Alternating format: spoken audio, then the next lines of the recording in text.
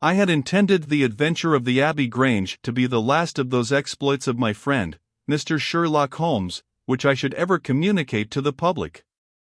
This resolution of mine was not due to any lack of material, since I have notes of many hundreds of cases to which I have never alluded, nor was it caused by any waning interest on the part of my readers in the singular personality and unique methods of this remarkable man.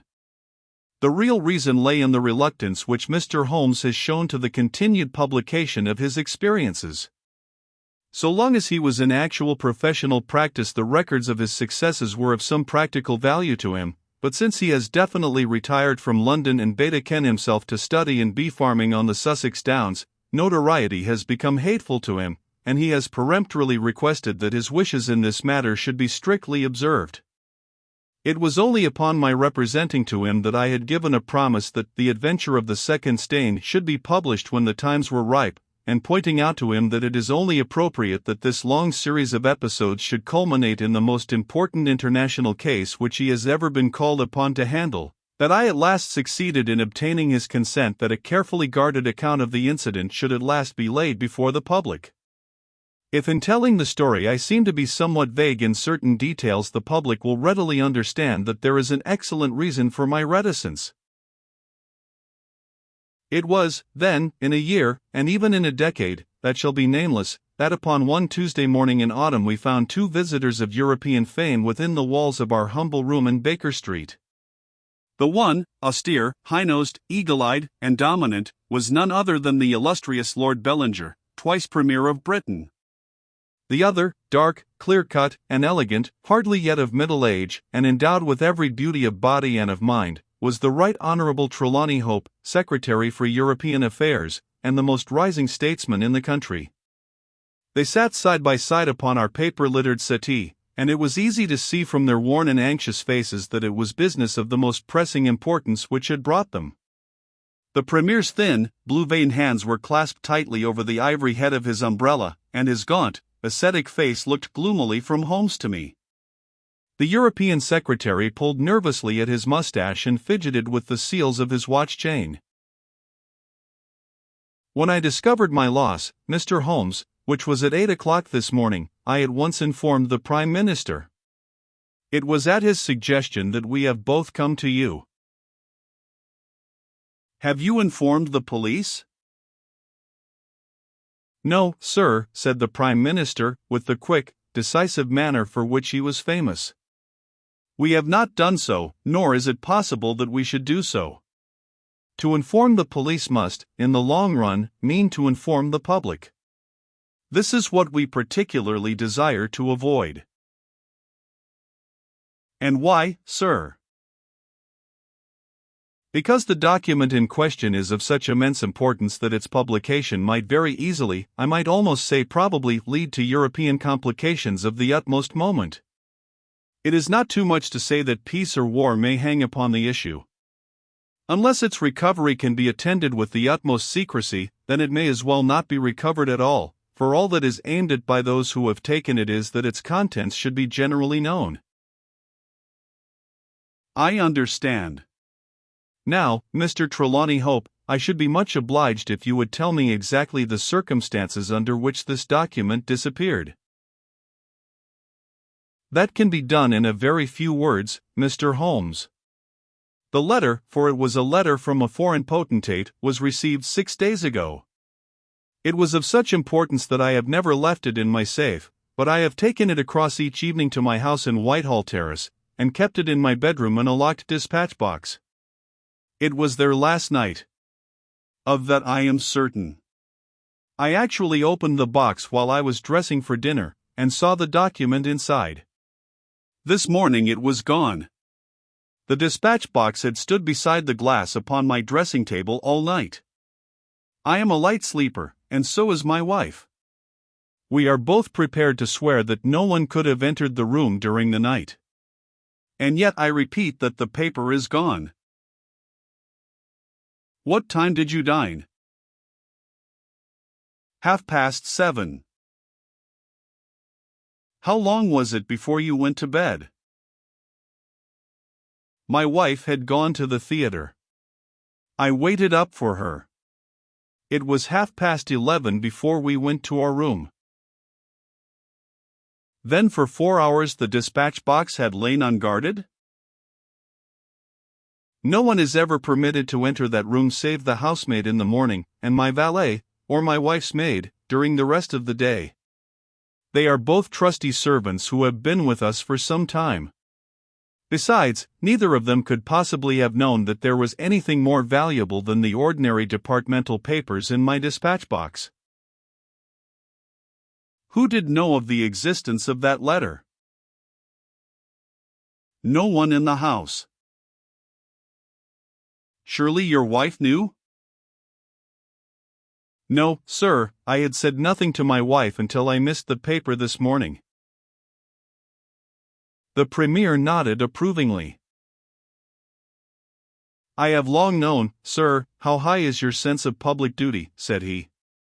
I am convinced that in the case of a secret of this importance it would rise superior to the most intimate domestic ties. The European secretary bowed. You do me no more than justice, sir. Until this morning I have never breathed one word to my wife upon this matter. Could she have guessed? No, Mr. Holmes, she could not have guessed, nor could anyone have guessed. Have you lost any documents before? No, sir. Who is there in England who did know of the existence of this letter? Each member of the cabinet was informed of it yesterday, but the pledge of secrecy which attends every cabinet meeting was increased by the solemn warning which was given by the Prime Minister.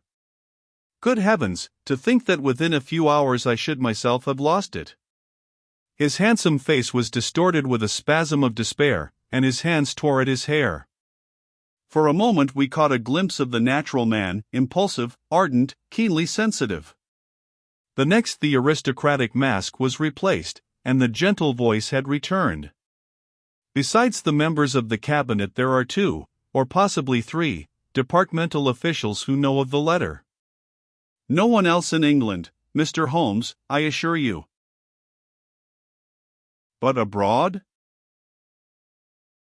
I believe that no one abroad has seen it save the man who wrote it. I am well convinced that his ministers, that the usual official channels have not been employed. Holmes considered for some little time. Now, sir, I must ask you more particularly what this document is, and why its disappearance should have such momentous consequences. The 2 statesmen exchanged a quick glance and the Premier's shaggy eyebrows gathered in a frown.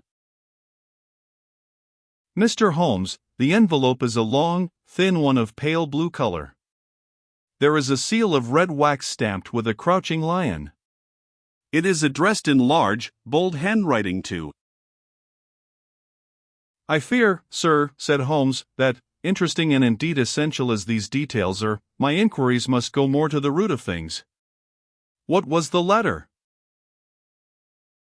That is a state secret of the utmost importance, and I fear that I cannot tell you, nor do I see that it is necessary. If by the aid of the powers which you are said to possess you can find such an envelope as I describe with its enclosure, you will have deserved well of your country, and earned any reward which it lies in our power to bestow. Sherlock Holmes rose with a smile. You are 2 of the most busy men in the country, said he, and in my own small way I have also a good many calls upon me. I regret exceedingly that I cannot help you in this matter, and any continuation of this interview would be a waste of time. The Premier sprang to his feet with that quick, fierce gleam of his deep-set eyes before which a cabinet has cowered. I am not accustomed, sir, he began, but mastered his anger and resumed his seat. For a minute or more we all sat in silence. Then the old statesman shrugged his shoulders. We must accept your terms, Mr. Holmes. No doubt you are right, and it is unreasonable for us to expect you to act unless we give you our entire confidence. I agree with you, sir, said the younger statesman. Then I will tell you, relying entirely upon your honor and that of your colleague, Dr. Watson. I may appeal to your patriotism also, for I could not imagine a greater misfortune for the country than that this affair should come out. You may safely trust us. The letter, then, is from a certain foreign potentate who has been ruffled by some recent colonial developments of this country. It has been written hurriedly and upon his own responsibility entirely. Inquiries have shown that his ministers know nothing of the matter. At the same time, it is couched in so unfortunate a manner, and certain phrases in it are of so provocative a character, that its publication would undoubtedly lead to a most dangerous state of feeling in this country. There would be such a ferment, sir, that I do not hesitate to say that within a week of the publication of that letter this country would be involved in a great war. Holmes wrote a name upon a slip of paper and handed it to the Premier. Exactly. It was he. And it is this letter which may well mean the expenditure of 1,000 millions and the lives of 100,000 men, which has become lost in this unaccountable fashion. Have you informed the sender? Yes, sir, a cipher telegram has been dispatched. Perhaps he desires the publication of the letter. No, sir, we have strong reason to believe that he already understands that he has acted in an indiscreet and hot-headed manner. It would be a greater blow to him and to his country than to us if this letter were to come out. If this is so, whose interest is it that the letter should come out? Why should anyone desire to steal it or to publish it? There, Mr. Holmes, you take me into regions of high international politics. But if you consider the European situation, you will have no difficulty in perceiving the motive. The whole of Europe is an armed camp. There is a double league which makes a fair balance of military power. Great Britain holds the scales. If Britain were driven into war with one confederacy, it would assure the supremacy of the other confederacy, whether they joined in the war or not. Do you follow? Very clearly. It is then the interest of the enemies of this potentate to secure and publish this letter, so as to make a breach between his country and ours? Yes, sir. And to whom would this document be sent if it fell into the hands of an enemy? To any of the great chancelleries of Europe. It is probably speeding on its way thither at the present instant as fast as steam can take it. Mr. Trelawney Hope dropped his head on his chest and groaned aloud. The Premier placed his hand kindly upon his shoulder. It is your misfortune, my dear fellow. No one can blame you. There is no precaution which you have neglected. Now, Mr. Holmes, you are in full possession of the facts. What course do you recommend? Holmes shook his head mournfully. You think, sir, that unless this document is recovered there will be war? I think it is very probable. Then, sir, prepare for war. That is a hard saying, Mr. Holmes. Consider the facts, sir. It is inconceivable that it was taken after 11:30 at night, since I understand that Mr. Hope and his wife were both in the room from that hour until the loss was found out. It was taken, then, yesterday evening between 7:30 and 11:30, probably near the earlier hour, since whoever took it evidently knew that it was there and would naturally secure it as early as possible. Now, sir, if a document of this importance were taken at that hour, where can it be now? No one has any reason to retain it. It has been passed rapidly on to those who need it. What chance have we now to overtake or even to trace it? It is beyond our reach. The Prime Minister rose from the settee. What you say is perfectly logical, Mr. Holmes. I feel that the matter is indeed out of our hands. Let us presume, for argument's sake, that the document was taken by the maid or by the valet. They are both old and tried servants. I understand you to say that your room is on the second floor, that there is no entrance from without, and that from within no one could go up unobserved. It must, then, be somebody in the house who has taken it. To whom would the thief take it? To one of several international spies and secret agents, whose names are tolerably familiar to me. There are 3 who may be said to be the heads of their profession. I will begin my research by going round and finding if each of them is at his post. If one is missing, especially if he has disappeared since last night, we will have some indication as to where the document has gone. Why should he be missing? Asked the European secretary. He would take the letter to an embassy in London, as likely as not. I fancy not. These agents work independently, and their relations with the embassies are often strained. The Prime Minister nodded his acquiescence. I believe you are right, Mr. Holmes. He would take so valuable a prize to headquarters with his own hands. I think that your course of action is an excellent one. Meanwhile, hope, we cannot neglect all our other duties on account of this one misfortune. Should there be any fresh developments during the day, we shall communicate with you, and you will no doubt let us know the results of your own inquiries. The 2 statesmen bowed and walked gravely from the room. When our illustrious visitors had departed, Holmes lit his pipe in silence, and sat for some time lost in the deepest thought. I had opened the morning paper and was immersed in a sensational crime which had occurred in London the night before, when my friend gave an exclamation, sprang to his feet, and laid his pipe down upon the mantelpiece. Yes, said he, there is no better way of approaching it. The situation is desperate, but not hopeless. Even now, if we could be sure which of them has taken it, it is just possible that it has not yet passed out of his hands. After all, it is a question of money with these fellows, and I have the British Treasury behind me. If it's on the market, I'll buy it if it means another penny on the income tax. It is conceivable that the fellow might hold it back to see what bids come from this side before he tries his luck on the other.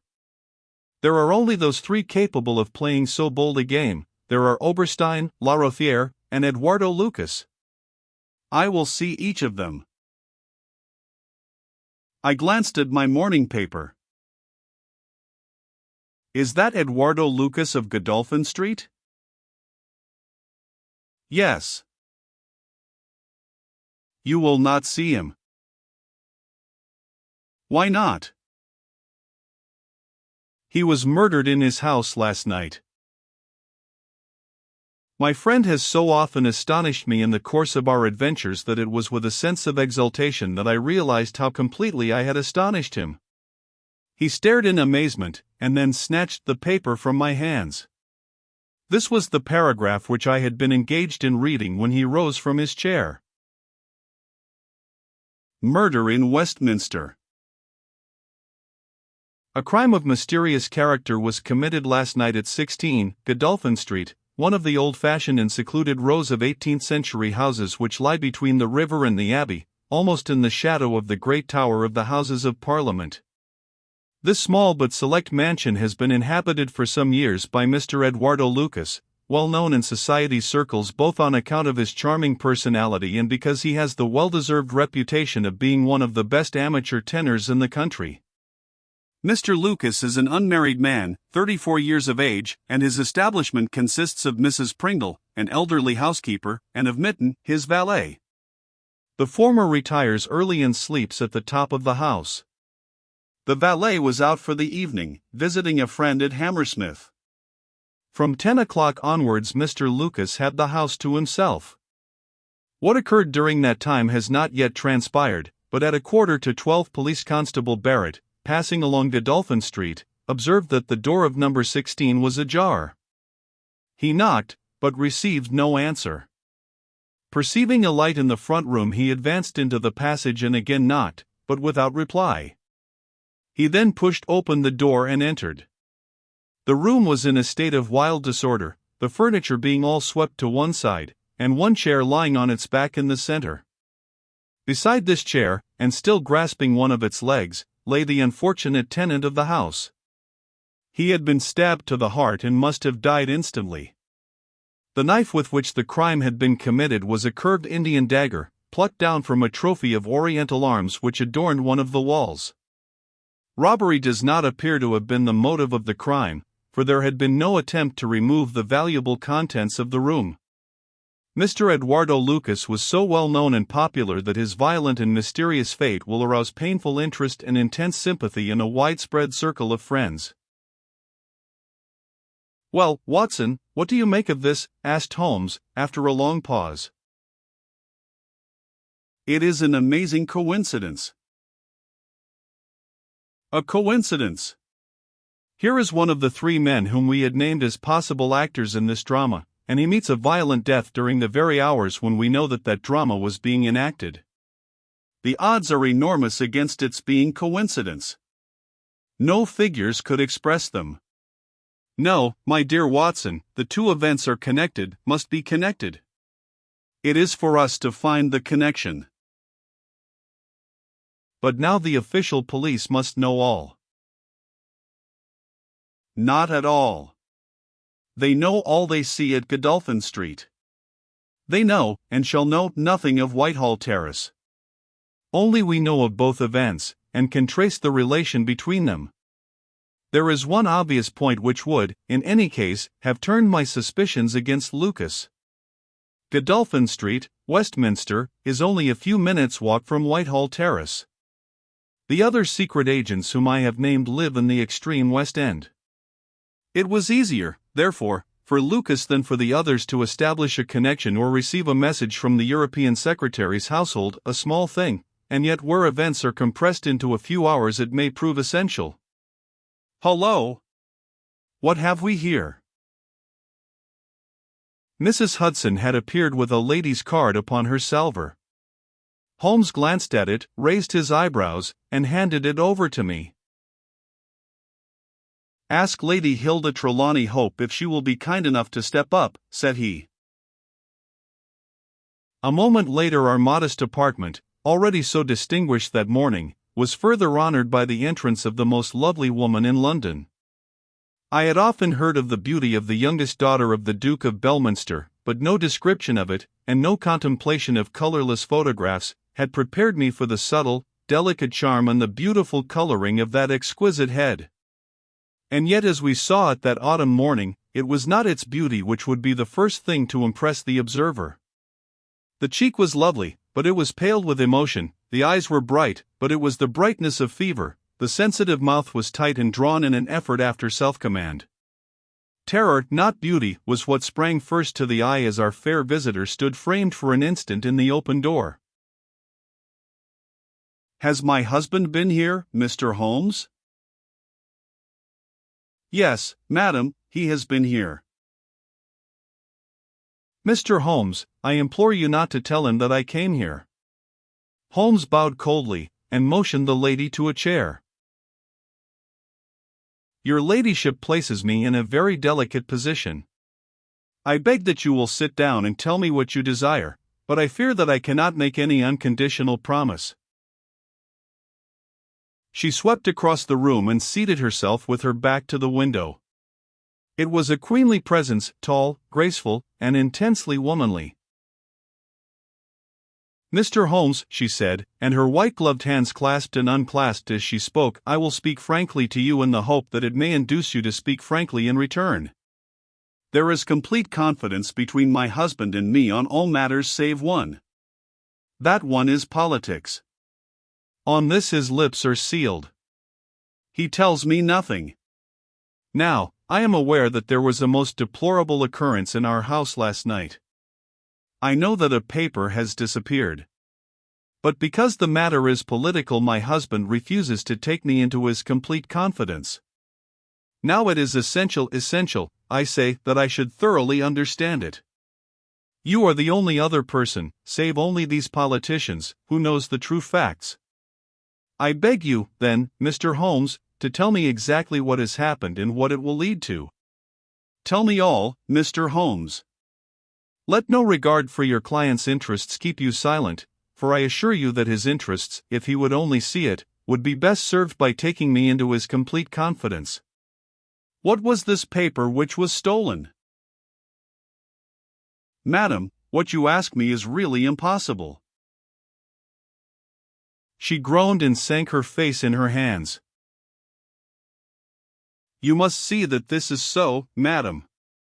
If your husband thinks fit to keep you in the dark over this matter, is it for me, who has only learned the true facts under the pledge of professional secrecy, to tell what he has withheld? It is not fair to ask it. It is him whom you must ask. I have asked him. I come to you as a last resource. But without your telling me anything definite, Mr. Holmes, you may do a great service if you would enlighten me on one point. What is it, madam? Is my husband's political career likely to suffer through this incident? Well, madam, unless it is set right, it may certainly have a very unfortunate effect. Ah! She drew in her breath sharply as one whose doubts are resolved. One more question, Mr. Holmes.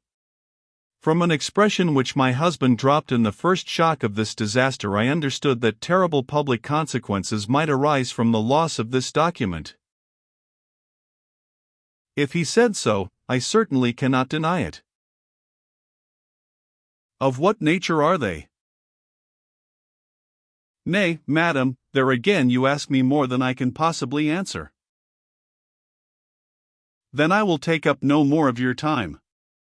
I cannot blame you, Mr. Holmes, for having refused to speak more freely, and you on your side will not, I am sure, think the worse of me because I desire, even against his will, to share my husband's anxieties. Once more I beg that you will say nothing of my visit.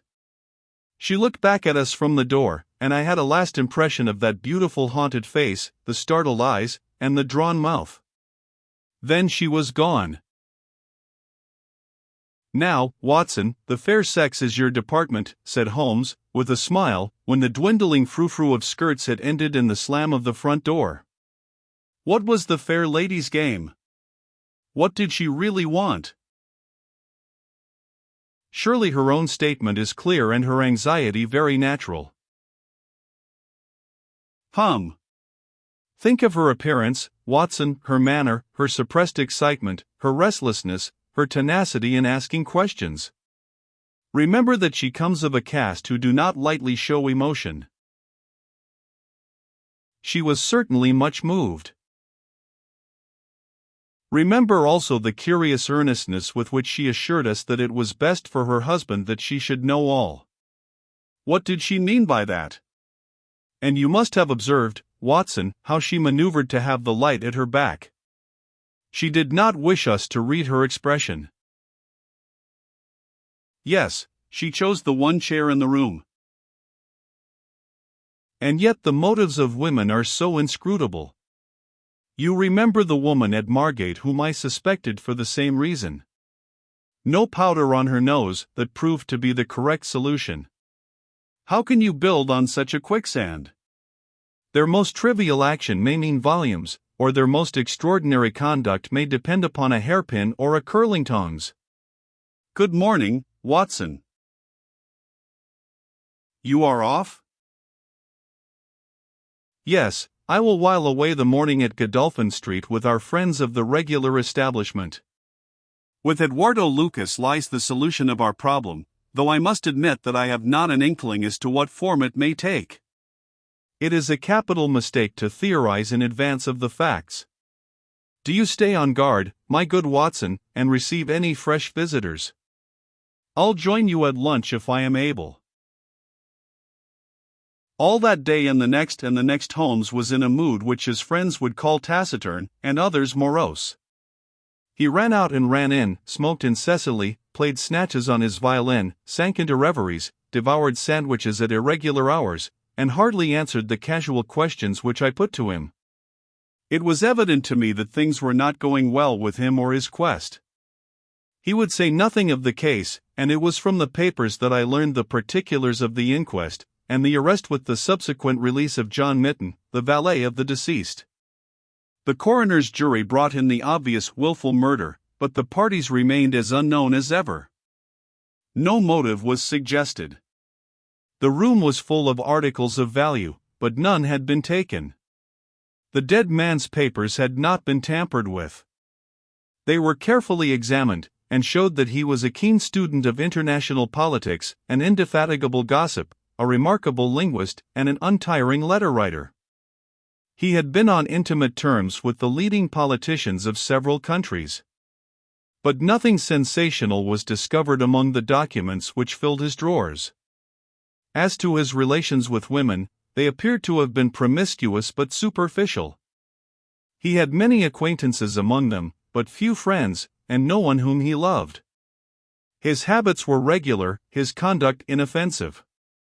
His death was an absolute mystery, and likely to remain so. As to the arrest of John Mitten, the valet, it was a counsel of despair as an alternative to absolute inaction.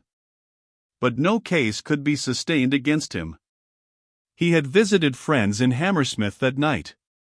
The alibi was complete.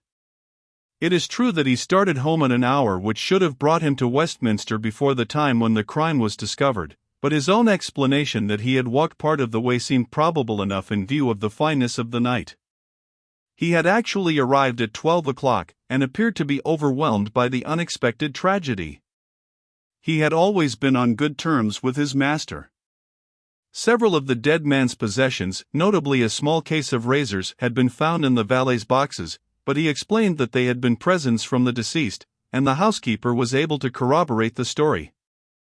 Mitten had been in Lucas's employment for 3 years. It was noticeable that Lucas did not take Mitten on the continent with him. Sometimes he visited Paris for 3 months on end, but Mitten was left in charge of the Godolphin Street house. As to the housekeeper, she had heard nothing on the night of the crime. If her master had a visitor, he had himself admitted him. So for 3 mornings the mystery remained, so far as I could follow it in the papers.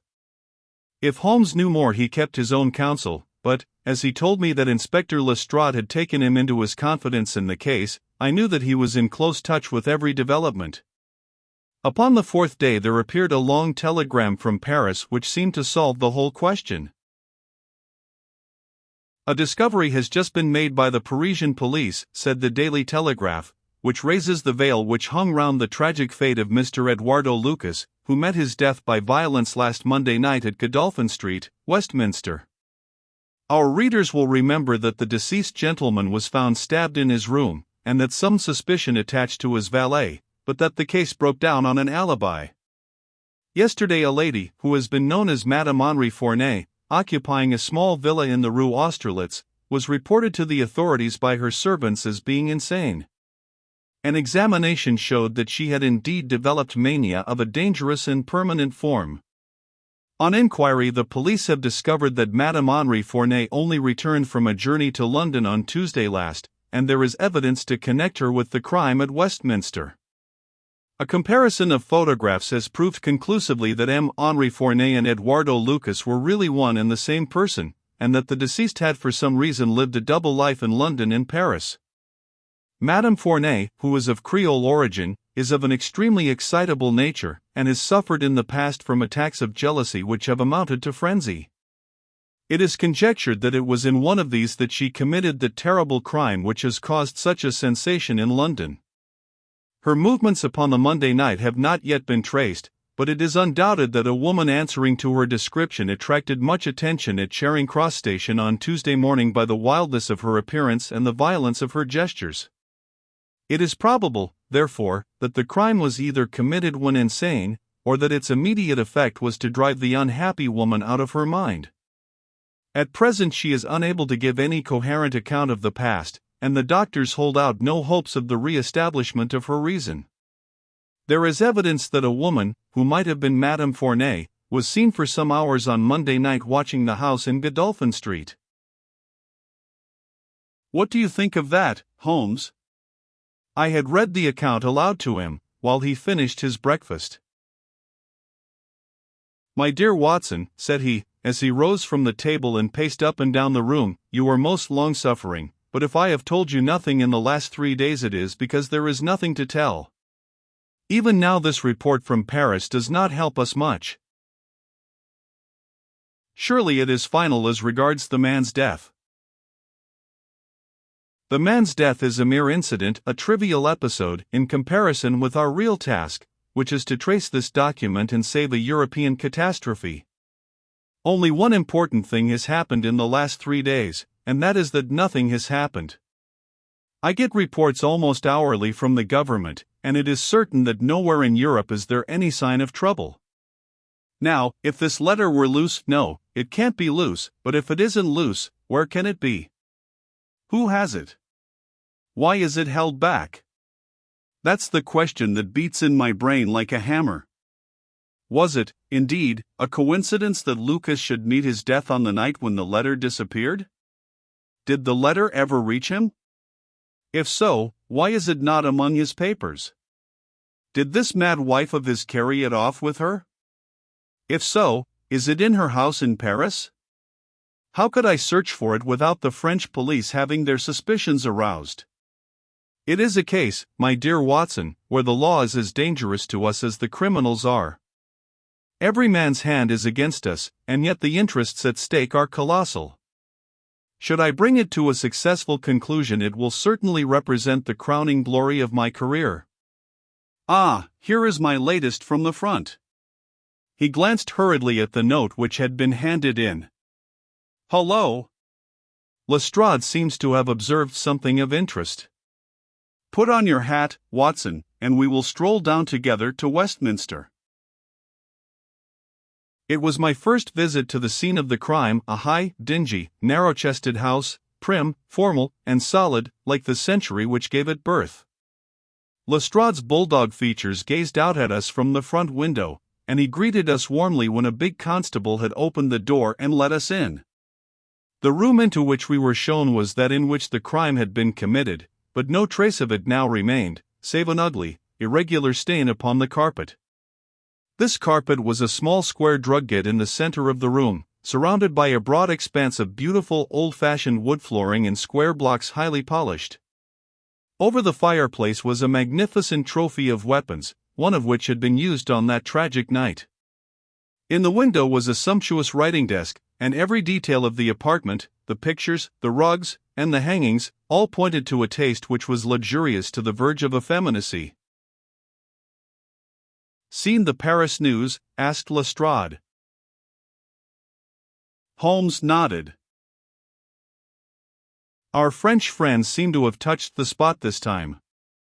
No doubt it's just as they say.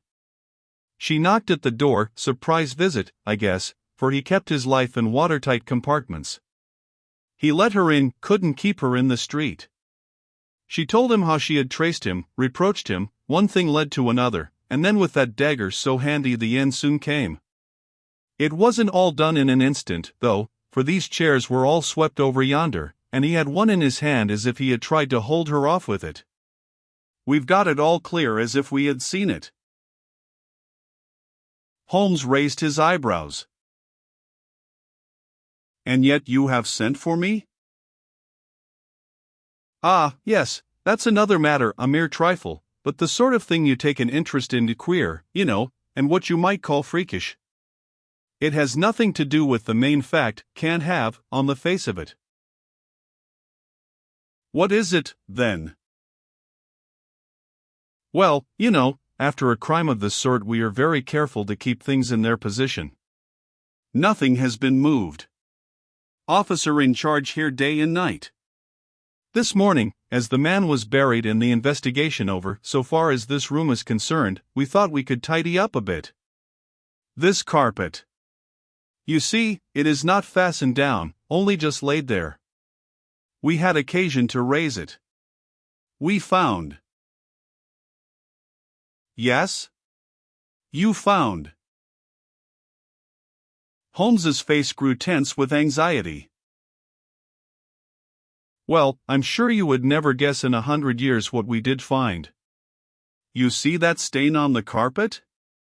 Well, a great deal must have soaked through, must it not? Undoubtedly it must. Well, you will be surprised to hear that there is no stain on the white woodwork to correspond. No stain. But there must. Yes, so you would say. But the fact remains that there isn't. He took the corner of the carpet in his hand and, turning it over, he showed that it was indeed as he said. But the underside is as stained as the upper. It must have left a mark.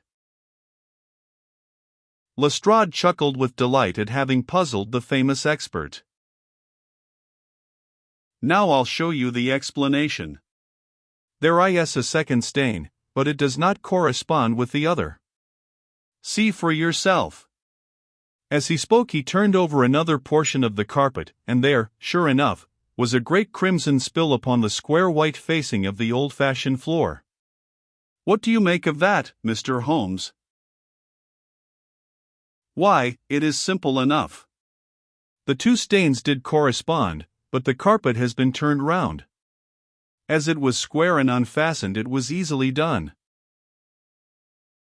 The official police don't need you, Mr. Holmes, to tell them that the carpet must have been turned round.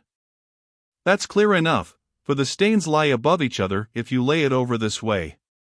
But what I want to know is, who shifted the carpet, and why? I could see from Holmes's rigid face that he was vibrating with inward excitement. Look here, Lestrade, said he, has that constable in the passage been in charge of the place all the time? Yes, he has. Well, take my advice. Examine him carefully. Don't do it before us. We'll wait here.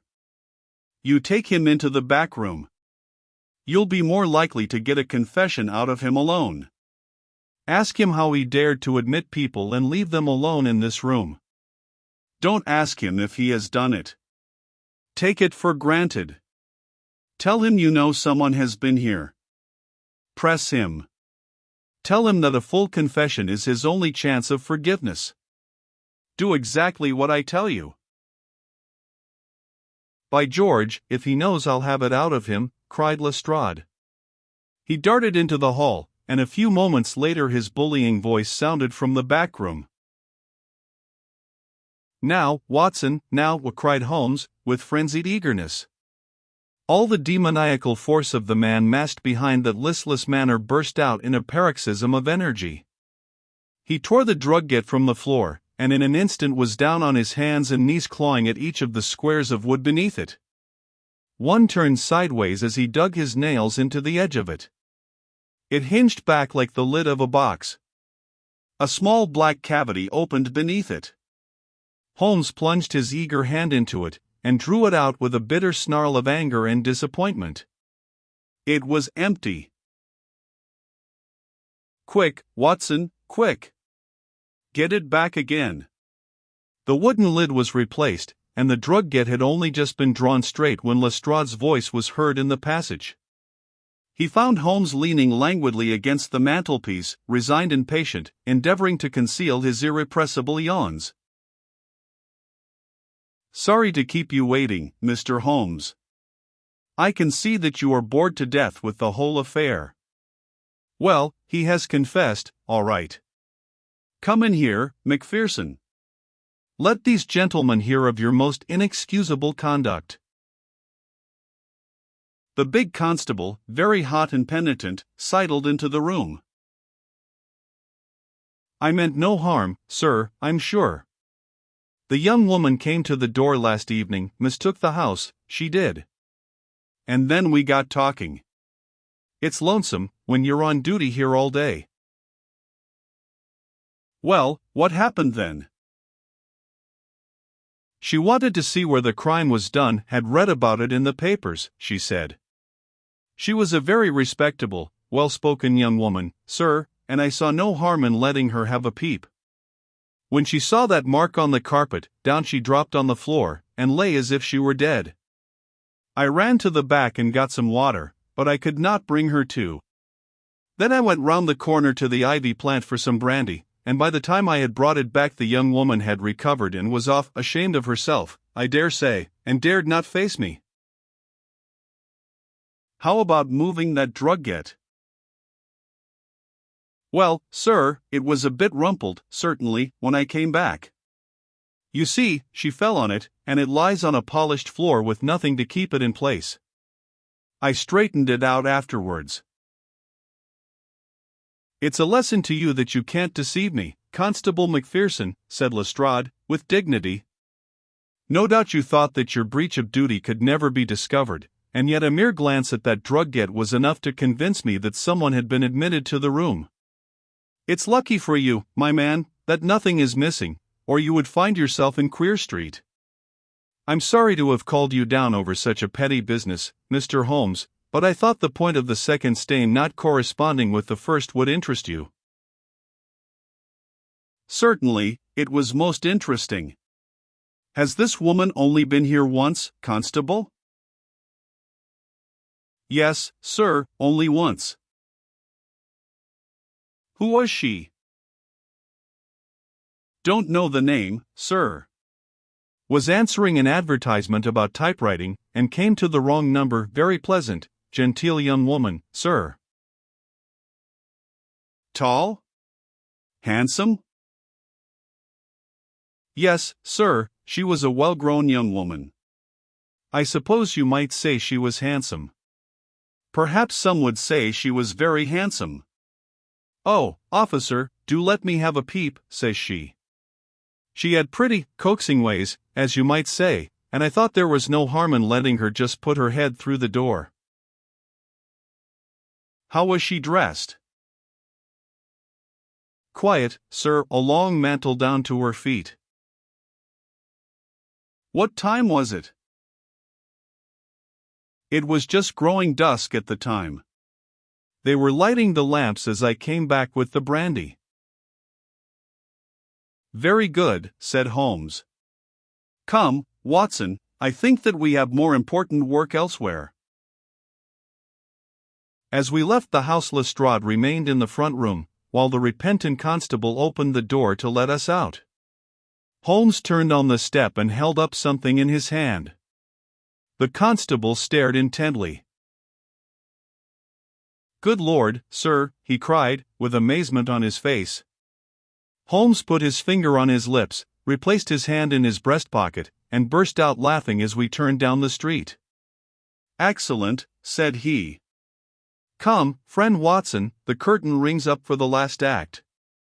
You will be relieved to hear that there will be no war, that the Right Honourable Trelawney Hope will suffer no setback in his brilliant career, that the indiscreet sovereign will receive no punishment for his indiscretion, that the Prime Minister will have no European complication to deal with, and that with a little tact and management upon our part nobody will be a penny the worse for what might have been a very ugly incident. My mind filled with admiration for this extraordinary man. You have solved it, I cried. Hardly that, Watson. There are some points which are as dark as ever.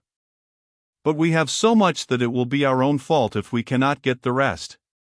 We will go straight to Whitehall Terrace and bring the matter to a head. When we arrived at the residence of the European Secretary, it was for Lady Hilda Trelawney Hope that Sherlock Holmes inquired. We were shown into the morning room. Mr. Holmes, said the lady, and her face was pink with her indignation, this is surely most unfair and ungenerous upon your part. I desired, as I have explained, to keep my visit to you a secret, lest my husband should think that I was intruding into his affairs. And yet you compromise me by coming here and so showing that there are business relations between us. Unfortunately, madam, I had no possible alternative. I have been commissioned to recover this immensely important paper. I must therefore ask you, madam, to be kind enough to place it in my hands. The lady sprang to her feet, with the color all dashed in an instant from her beautiful face. Her eyes glazed, she tottered, I thought that she would faint. Then with a grand effort she rallied from the shock, and a supreme astonishment and indignation chased every other expression from her features.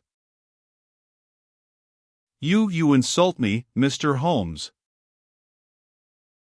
Come, madam, it is useless. Give up the letter." She darted to the bell. "The butler shall show you out." "Do not ring, Lady Hilda. If you do, then all my earnest efforts to avoid a scandal will be frustrated. Give up the letter and all will be set right. If you will work with me, I can arrange everything. If you work against me, I must expose you." She stood grandly defiant, a queenly figure, her eyes fixed upon his as if she would read his very soul. Her hand was on the bell, but she had forborne to ring it. "You are trying to frighten me. It is not a very manly thing, Mr. Holmes, to come here and browbeat a woman." You say that you know something. What is it that you know? Pray sit down, madam. You will hurt yourself there if you fall. I will not speak until you sit down. Thank you. I give you 5 minutes, Mr. Holmes. 1 is enough, Lady Hilda. I know of your visit to Eduardo Lucas, of your giving him this document, of your ingenious return to the room last night, and of the manner in which you took the letter from the hiding place under the carpet. She stared at him with an ashen face and gulped twice before she could speak. "You are mad, Mr. Holmes, you are mad," she cried, at last. He drew a small piece of cardboard from his pocket. It was the face of a woman cut out of a portrait. "I have carried this because I thought it might be useful," said he. "The policeman has recognized it." She gave a gasp and her head dropped back in the chair. "Come, Lady Hilda. You have the letter. The matter may still be adjusted. I have no desire to bring trouble to you. My duty ends when I have returned the lost letter to your husband. Take my advice and be frank with me, it is your only chance." Her courage was admirable. Even now she would not own defeat.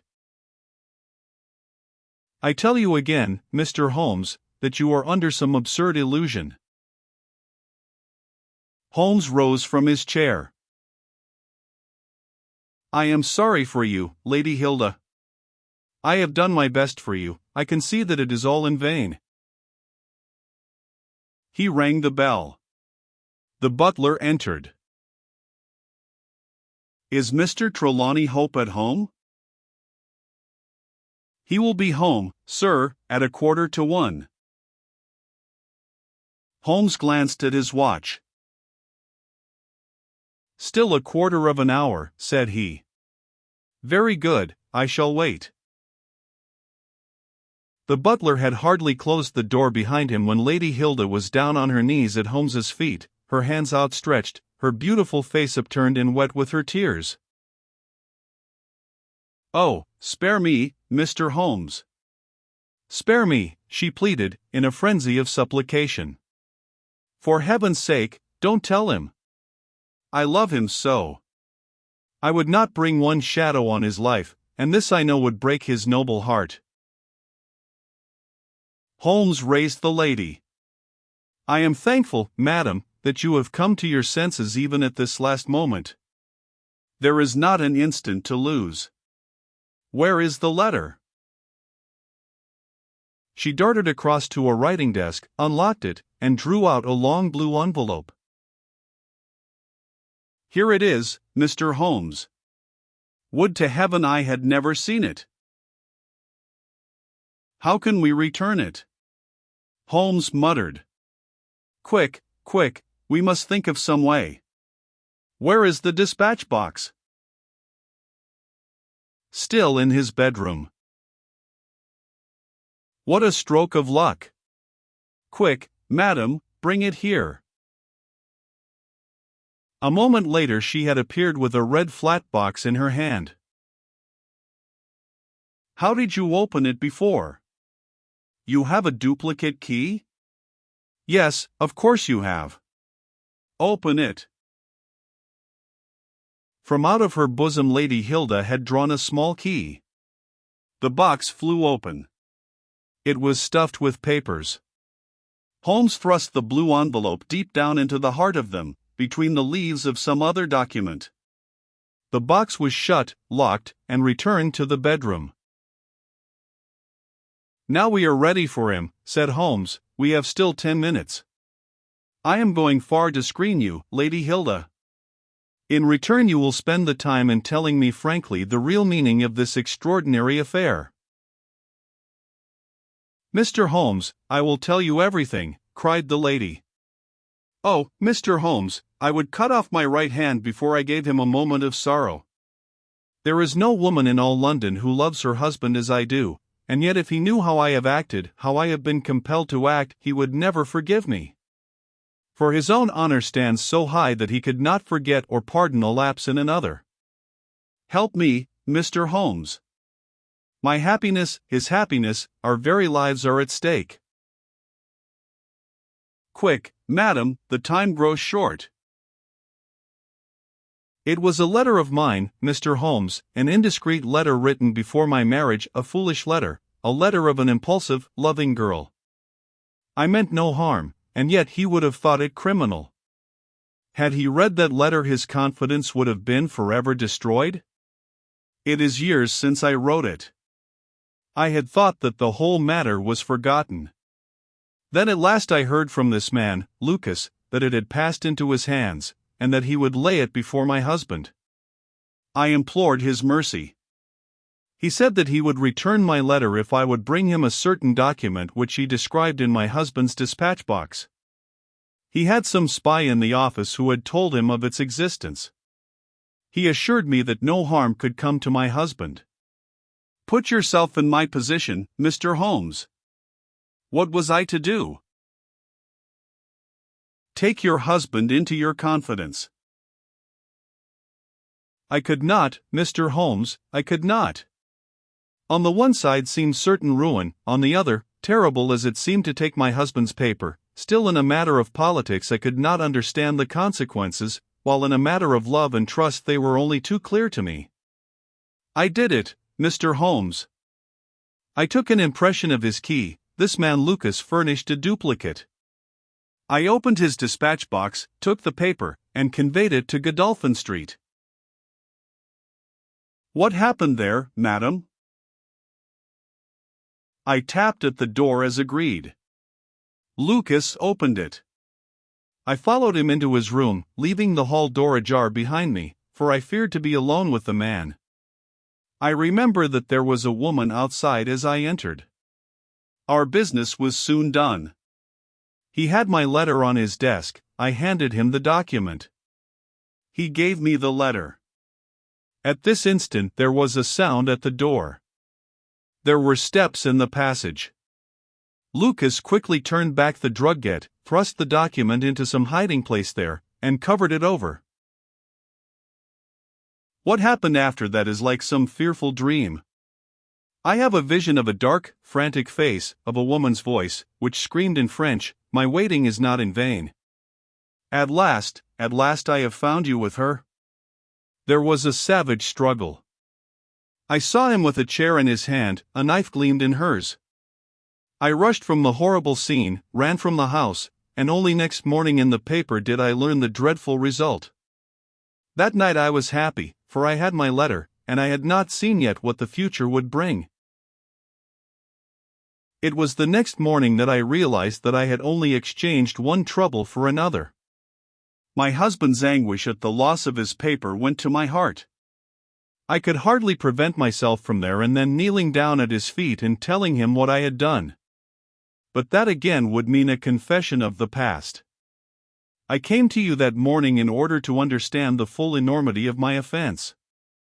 From the instant that I grasped it, my whole mind was turned to the one thought of getting back my husband's paper. It must still be where Lucas had placed it, for it was concealed before this dreadful woman entered the room. If it had not been for her coming, I should not have known where his hiding place was. How was I to get into the room? For 2 days I watched the place, but the door was never left open. Last night I made a last attempt. What I did and how I succeeded, you have already learned. I brought the paper back with me, and thought of destroying it since I could see no way of returning it, without confessing my guilt to my husband. Heavens, I hear his step upon the stair. The European secretary burst excitedly into the room. "Any news, Mr. Holmes, any news?" he cried. "I have some hopes." "Ah, thank heaven!" His face became radiant. "The Prime Minister is lunching with me. May he share your hopes? He has nerves of steel, and yet I know that he has hardly slept since this terrible event. Jacobs, will you ask the Prime Minister to come up? As to you, dear, I fear that this is a matter of politics. We will join you in a few minutes in the dining room." The Prime Minister's manner was subdued, but I could see by the gleam of his eyes and the twitchings of his bony hands that he shared the excitement of his young colleague. "I understand that you have something to report, Mr. Holmes?" "Purely negative as yet," my friend answered. "I have inquired at every point where it might be, and I am sure that there is no danger to be apprehended." "But that is not enough, Mr. Holmes. We cannot live forever on such a volcano. We must have something definite." "I am in hopes of getting it. That is why I am here. The more I think of the matter, the more convinced I am that the letter has never left this house." "Mr. Holmes." "If it had, it would certainly have been public by now." "But why should anyone take it in order to keep it in his house?" "I am not convinced that anyone did take it." "Then how could it leave the dispatch box?" "I am not convinced that it ever did leave the dispatch box." "Mr. Holmes, this joking is very ill-timed. You have my assurance that it left the box." "Have you examined the box since Tuesday morning?" "No, it was not necessary." "You may conceivably have overlooked it." "Impossible, I say." "But I am not convinced of it. I have known such things to happen." "I presume there are other papers there." "Well, it may have got mixed with them." "It was on the top." "Someone may have shaken the box and displaced it." No, I had everything out." "Surely it is easily decided, Hope," said the Premier. "Let us have the dispatch box brought in." The secretary rang the bell. "Jacobs, bring down my dispatch box. This is a farcical waste of time, but still, if nothing else will satisfy you, it shall be done." "Thank you, Jacobs, put it here. I have always had the key on my watch chain. Here are the papers, you see. Letter from Lord Marrow, report from Sir Charles Hardy, memorandum from Belgrade, note on the Russo-German grain taxes, letter from Madrid, note from Lord Flowers. Good heavens! What is this? Lord Bellinger. Lord Bellinger." The Premier snatched the blue envelope from his hand. "Yes, it is it, and the letter is intact. Hope, I congratulate you." "Thank you. Thank you. What a weight from my heart. But this is inconceivable, impossible. Mr. Holmes, you are a wizard, a sorcerer. How did you know it was there?" "Because I knew it was nowhere else." I cannot believe my eyes. He ran wildly to the door. Where is my wife? I must tell her that all is well. Hilda! Hilda, we heard his voice on the stairs.